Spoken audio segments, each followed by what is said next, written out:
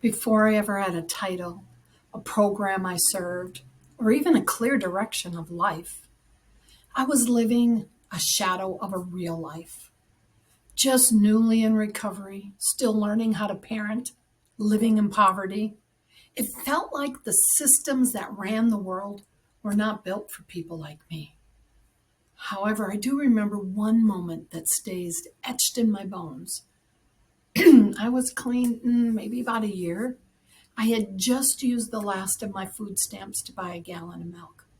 A milk that was hopefully going to carry us through for the week. My oldest son, who was trying to be helpful, picked it up and dropped it. The milk exploded everywhere. I dropped to my knees and started crying. I had 4 kids, no money, no more food stamps, and no more milk. I didn't even know how to parent him at that moment. A part of me wanted to scream, and a part of me wanted to play in the milk and say, sometimes life spills over. What matters is what we do with it. I didn't have the tools. I didn't know how. That's where so many people we serve live, stuck between the survival mode and softness, not knowing how to move forward, how to heal, or even how to hold it together. That moment planted a seed for what would become Community and Life Services. Years later, many years later, I was serving on a board in a small nonprofit, and they were trying to grow. One of our funders told us they could not continue to sustain us under the same model we had been doing. We would have to become something more. You know what? That rang true for me. I knew we needed something real, something rooted, something more flexible and fierce in the way that we showed up for each other. I resigned from the board. I stepped into the fire. That decision paved the way for building CLS from the ground up. Then came 2020. Oh, as we're building this, the world shut down. The needs exploded. Domestic violence surged, mental health crises arose, addiction rates skyrocketed. Some organizations closed their doors. We stayed open. We adapted.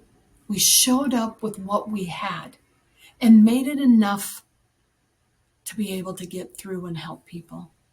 Then, in 2023, my son's struggle with addiction led to a heartbreaking decision, one that ended his life forever and changed mine. There's no tidy way to say burying your child is the kind of pain that cracks your soul. The grief can be endless. The dreams you've had for that child are gone. The hope you clung to for their recovery disappeared. However, that act made my mission non-negotiable. His story fuels every move I make, every boundary I push, and every person I sit with that states I don't know how to keep going. I can say, I've been there. I'm still here. CLS was born to walk with people from pain to purpose, not with a theory, but with a lived experience. We here at CLS meet people right where they're at because that's where healing starts. Recovery is not using its wholeness. It's learning how to live when life has knocked the wind out of you. It's rebuilding what was stolen. It's choosing softness and strength in the same breath. This work is very sacred to me, very personal. It's my promise to those who are still in the dark. Empowering recovery, building futures, creating space for wholeness.